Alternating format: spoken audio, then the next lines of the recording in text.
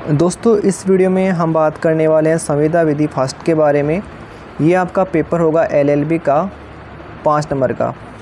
अब दोस्तों एक काम की बात मैं आपको बता दूं, जो आपकी सीरीज़ है, जितनी भी सीरीज़ है आपकी 9 सीरीज़ है, तो इनमें जो पहला क्वेश्चन आता है वो आपको पढ़ना है। मैंने इसमें नहीं दिया है, जो क्वेश्चन मैंने निकाले हैं इसमें नहीं है, लेकिन जो आपका कॉन्ट्रैक्ट भारतीय संविदा अधिनियम 1872 है, इसमें पहला क्वेश्चन है वो मोस्ट होता है हमेशा, क्योंकि उसमें क्वेश्चन आ जाते हैं। ठीक है, तो जैसे पहला क्वेश्चन उसमें यही दिया हुआ है कि संविदा से आप क्या समझते हैं, उसके आवश्यक तत्व है। तो जो संविदा विधि है उसकी परिभाषा है वो 1872 की धारा 2J में है। उसके बाद में जो इसके आवश्यक तत्व है वो यहाँ पे भारतीय संविदा अधिनियम 1872 की धारा 10 में है। इसके जो तत्व वो यहाँ पे दिए गए हैं। तो आपको पता है कि जो इसमें तत्व, जैसे पहला हो गया आवश्यक तत्व है करार का होना, जो कि धारा 3 से 9 तक है। उसके बाद में पक्षकारों का सक्षम पक्षकारों का होना या फिर पक्षकारों का सक्षम होना, ये यहाँ पे धारा 11 से 12 तक है। अगला स्वतंत्र सहमति, जो कि धारा 13 से 22 तक है। उसके बाद में विधिपूर्ण प्रतिफल का उद्देश्य का होना, जो कि धारा 23 से 25 तक है।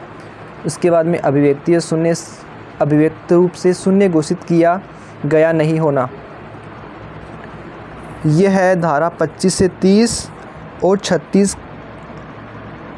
उसके बाद में आपका आता है अगला क्वेश्चन, जो कि मैंने आपको बता रहा है मोस्ट क्वेश्चन। इसमें पहला क्वेश्चन है जो हमारे मैंने निकाले हैं 10 क्वेश्चन। इसमें सबसे पहला क्वेश्चन बनता है कि सभी संविदा करार होते हैं परंतु सभी करार संविदा नहीं होते।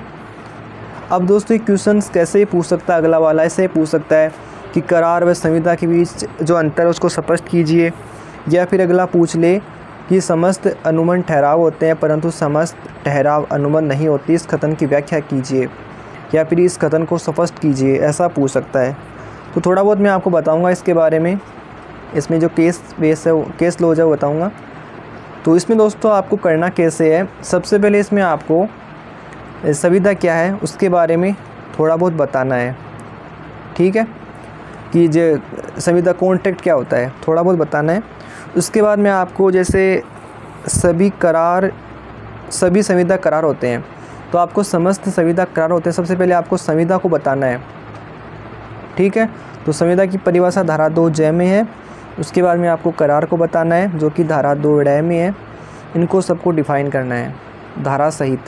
ठीक है, उसके बाद में इसमें केस तो नहीं है।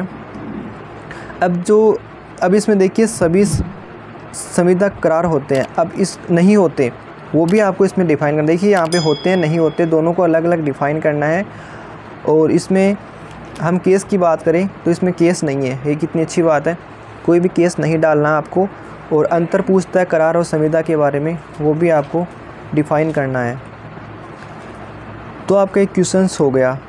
अब दोस्तों क्वेश्चन आपका सेकंड आता है, वो आता है कि प्रस्ताव क्या है, वेद प्रस्ताव के आवश्यक तत्व है।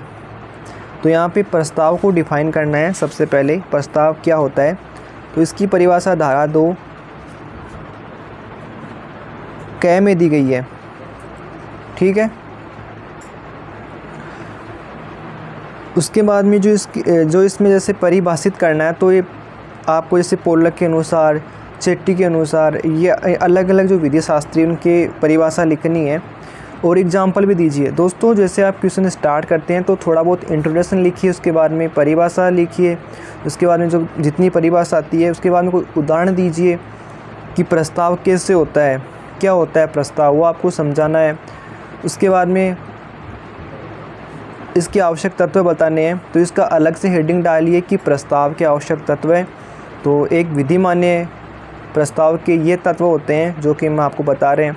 जैसे फिर उसमें एक चार्ट बनाइए कि जैसे वर्गीकरण कीजिए अलग अलग तरीके से, कि 2 पक्षकार का होना, प्रस्ताव का किसी कार्य को करने या न करने के लिए होना, प्रस्ताव का उद्देश्य किसी अन्य व्यक्ति की अनुमति प्राप्त करने का होना, प्रस्ताव का निश्चित होना।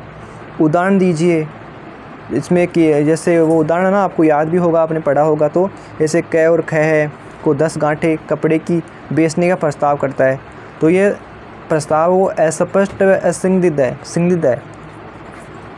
क्योंकि इसमें स्पष्ट नहीं है कि कपड़ा कौन सा होगा, तो हर चीज़ को डिफ़ाइन करेंगे तभी तो प्रस्ताव होगा ना। उसके बाद में इसमें जैसे आवश्यक तत्व है 5वां हो गया आपका कि प्रस्ताव का विधि दायित्व उत्पन्न होने वाला होना चाहिए।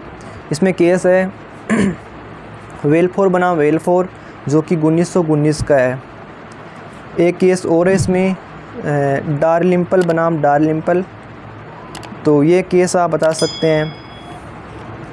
उसके बाद में प्रस्ताव का लिखित होना संसूचित किया जाना चाहिए, शर्तों का उसमें उल्लेख होना चाहिए स्पष्ट तरीके से।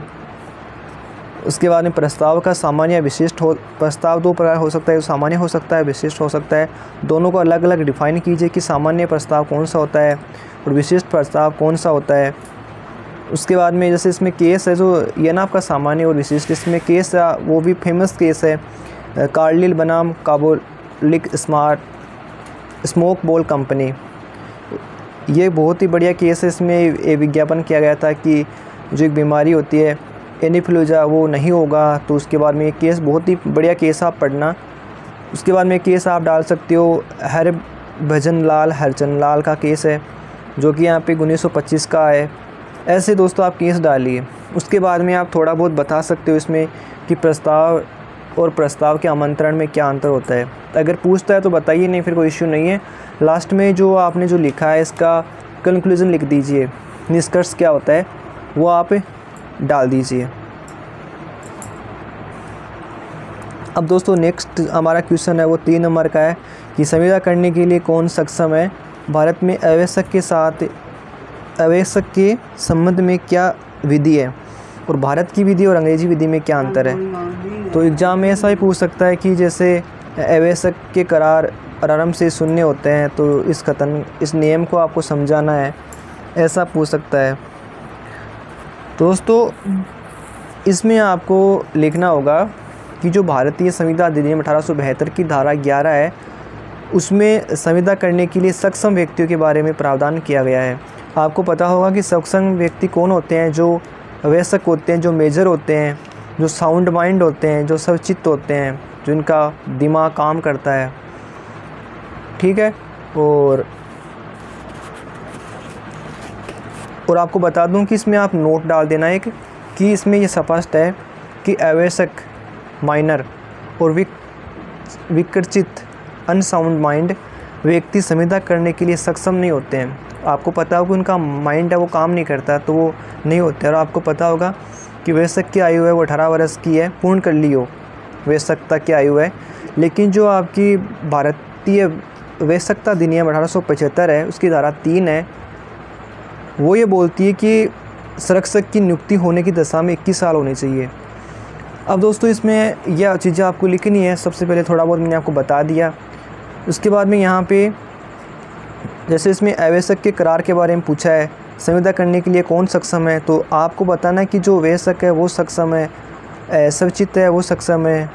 ठीक है। धारा 11 का आपको उल्लेख करना है इसमें।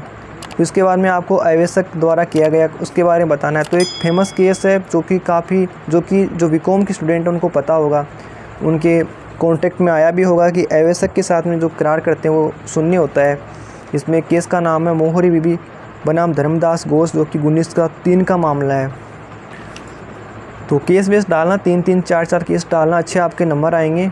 और जैसा मैं आपको बता रहा हूँ लास्ट में आपको पेपर जो भी क्वेश्चन डालने के बाद में लास्ट में आपको बताऊँगा मैं कि कैसे आपको एग्ज़ाम में लिखना है जिससे आपके अच्छे नंबर बन सके। तो वो भी मैं जल्दी लेके आ रहा हूँ। मेरे वीडियो 3-4 दिन से आ रहे हैं। प्लीज़ आपसे रिक्वेस्ट है कि हमारे इस वीडियो को आप जितने भी सारे आपके दोस्त हैं, भाई बहन हैं, सबको शेयर कीजिए। क्योंकि आपको पता है कि भीमराव अंबेडकर है वो पूरे राजस्थान में लागू है, तो सभी के पास में शेयर कीजिए। उसके बाद दोस्तों इसी में एक पॉइंट बना दीजिए कि आवश्यक द्वारा की गई संविदा का अनुसमर्थन नहीं किया जा सकता। इसमें केस डाल देना एक आनंद राय बनाम भगवान राय 1940 का मामला है। दोस्तों जितने भी क्वेश्चन है आपकी जो बाबेल की सीरीज़ है उसमें आपको मिल जाएंगे, बुक में मिल जाएंगे। जो मैं आपको बता रहा हूँ सारे क्वेश्चन उसमें हैं। और ये धारा बता रहा हूँ ये भी उसमें मिल जाएंगे, केस वेस भी आपको मिल जाएंगे। उसके बाद में एक पॉइंट अलग से बनाना कि आवश्यक व्यक्ति के करार का विबंधन स्टोपल का नियम लागू नहीं होता है। अब दोस्तों विबंध का नियम है, ये अलग से शॉर्ट नोट में पूछ सकता है अगला। तो इसमें केस डाल देना कि जया सादिक अली खान बनाम जय किशोरी 1928 का केस है।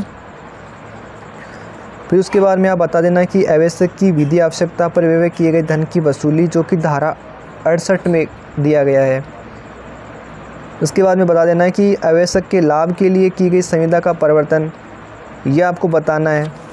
तो उसके बाद में लास्ट में इसमें पूछा है ना कि अंग्रेजी विधि और भारत की विधि में क्या अंतर है, तो वो बताना है कि जैसे आवश्यक व्यक्ति के साथ की गई संविदा कॉन्ट्रैक्ट के संबंध में भारतीय विधि एवं आंग्ल विधि में अंतर वो कठिन है, लेकिन सामान्यतः मैं आपको बताऊं तो दोनों विधियों में यह अंतर है कि भारतीय विधि में आवश्यक के साथ की गई संविदा को प्रारंभ से ही शून्य माना है, ठीक है, जबकि जो आंग्ल विधि है, अंग्रेजी विधि है, इसके अनुसार शून्यकरणीय वॉइडेबल माना जाता है। ऐसी संविदा को आवश्यक की इच्छा पर शून्य घोषित किया जा सकता है। अगर आवश्यक व्यक्ति चाहता है तो उसकी संविदा के अनुसार उसको शून्य घोषित हम करवा सकते हैं, तो ये अंतर है। अगला हमारा क्वेश्चन आता है कि वे कौन से तत्व हैं जो सहमति को दूषित कर देते हैं और करार को कब शून्य व शून्यकरणीय बना देते हैं। दोस्तों ये है जो आपकी सहमति क्या है उससे के बारे में बात करता है। सहमति क्या है और स्वतंत्र सहमति कब मानी जाती है, कब होती है, तो ये आपका मोस्ट क्वेश्चन है दोस्तों, बहुत ज़्यादा इम्पोर्टेंट क्वेश्चन है। तो मैं थोड़ा बता दूं कि धारा 13 के अंदर है वो सम्मति के बारे में बताया गया है कि सम्मति क्या होती है। जब दो या दो से अधिक व्यक्ति सहमत हुए तब माने जाते हैं जब वे किसी एक बात पर एक ही भाव में सहमत होते हैं। कोई एक बात होती है और एक ही भाव से सहमत होते हैं, वो सहमति होती है। इसमें आप केस डाल देना। दो केस हैं इस परिभाषा के अंदर। पहला केस है वो बाला देवी बनाम शांति मजूमदार, जो कि 1956 का मामला है। दूसरा केस है कुंडी बनाम लिंड से, ये है 1878 का। उसके बाद में आपको इसमें बताना है स्वतंत्र सहमति क्या है। दो क्वेश्चन पूछ रहा है, दोनों को आपको बताना होगा, और दूषित कब कर देते हैं वो भी आपको बताना होगा।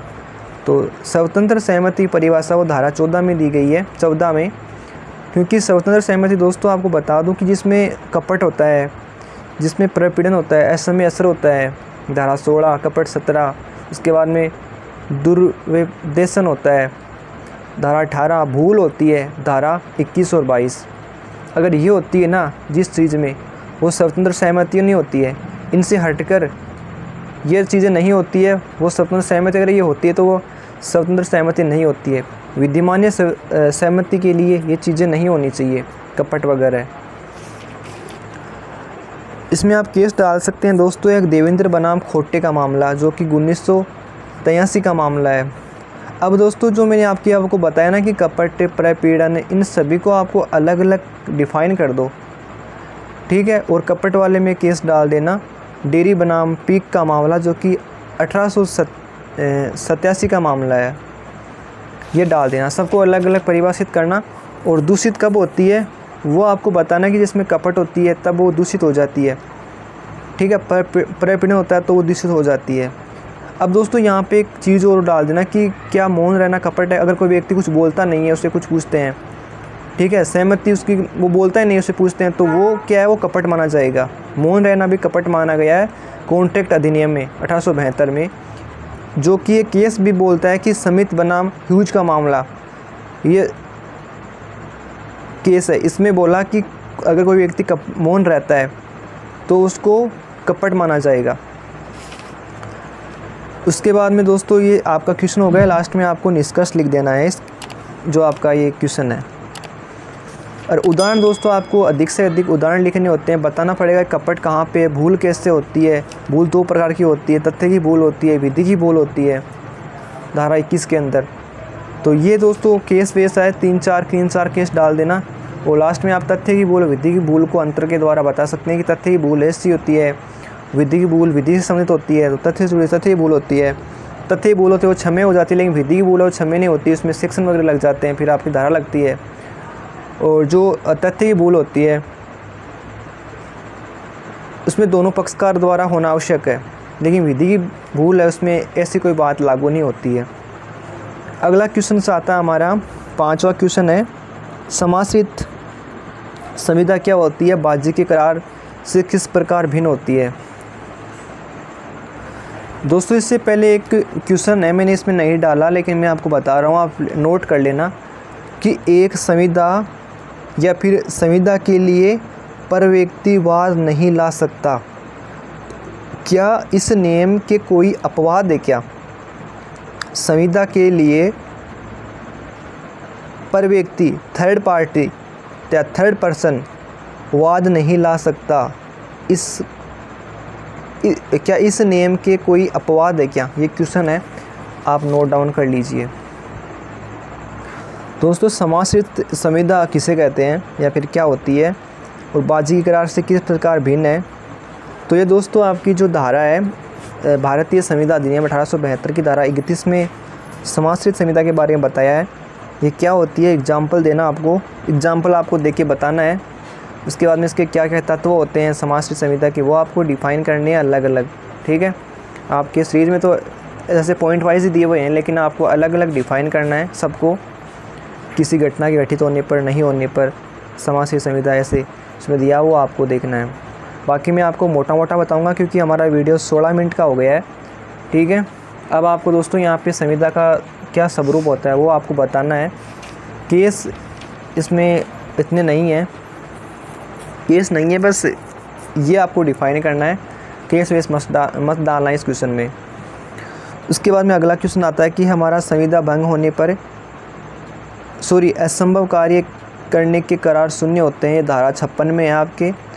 संविदा भंग होने पर पीड़ित पक्षकार को जो विभिन्न प्रकार के विभिन्न उपचार उपलब्ध होते हैं वो कौन से होते हैं, जैसे संविदा भंग होने पे। उसके बाद में पीड़ित पक्षकार को क्षतिपूर्ति कब दिलाई जा सकती है? अगर उससे नुकसान नहीं हुआ है, कोई भी नुकसान नहीं होता तो क्षतिपूर्ति उसको कब दिलाई जा सकती है? इसी में दोस्तों एक सिद्धांत है क्वांटम मेरिट का सिद्धांत, जो कि शॉर्ट नोट में अगला पूछ सकता है कि क्वांटम मेरिट का सिद्धांत क्या होता है, उसको समझाइए। ठीक है, तो इसमें दोस्तों मैं आपको बता दूं थोड़ा बहुत कि संविदा भंग होने पे क्या क्या उपचार उपलब्ध होते हैं जिस व्यक्ति, ठीक है, जो व्यक्ति संविदा के अपने भाग का पालन नहीं करता है, ठीक है, वह व्यक्ति संविदा भंग का दोषी माना जाता है, आपको पता होगा। तो उसके कुछ उपचार जैसे वाद लाने का अधिकार होता है, प्रतिकर पाने का अधिकार होता है, शास्त्र अधिरोपित करने का अधिकार होता है, ब्याज पाने का अधिकार उसको होता है। उसके बाद में व्यादेश स्टे लाने का उसको अधिकार होता है। ये उसके कुछ अधिकार हैं। अब संविदा भंग से कारित हानि या नुकसान के लिए प्रतिकर, तो वो आपकी धारा वो 73 आपकी बोलती है, अलग उसमें सब कुछ डिफ़ाइन की हुई है। उसके बाद में जो आपका केस है हेनले बनाम वेक्सेनेडेल का केस है, जो कि बहुत ही अहम महत्वपूर्ण केस है आपका। 73 धारा में इसको डिफ़ाइन किया गया है अलग से, पॉइंट बना के लिखना, आपका अच्छे नंबर आएंगे। उसके बाद में क्षतिपूर्ति का इसमें बताया गया है, क्षतिपूर्ति कब दिलाई जा सकती है। तो उसके लिए क्षतिपूर्ति के सिद्धांत है वो आपको बताना है, 4-5 सिद्धांत है वो आपको इसमें बताना है। क्वांटम मेरिट का सिद्धांत भी आपको इसी में डिफ़ाइन करना है। ठीक है, क्वांटम मेरिट का सिद्धांत दोस्तों इसको आप बोल सकते हैं कि गुणात्मकानुसार का सिद्धांत, मतलब कि जितना काम उतना दाम, ऐसे सिद्धांत को बोला जाता है। उदाहरण देके समझाना आपको, ये आपका क्वेश्चन हो गया। अब दोस्तों मैं आपको फटाफट जितने क्वेश्चन है वो सब बता देता हूँ। 8वां क्वेश्चन आता है कि परिनिर्धारित क्षतिपूर्ति या शास्ति से क्या समझते हैं। ये अलग अलग है, दोनों अलग अलग आपको डिफ़ाइन करना है। क्या भारत की विधि इसके अंतर को स्वीकार करती है या आपकी धारा 74 बोलती है, इसमें डिफ़ाइन किया हुआ है सारा का सारा। उसके बाद में क्वेश्चन आता है 9, किन संविधाओं का विधिनिष्ठ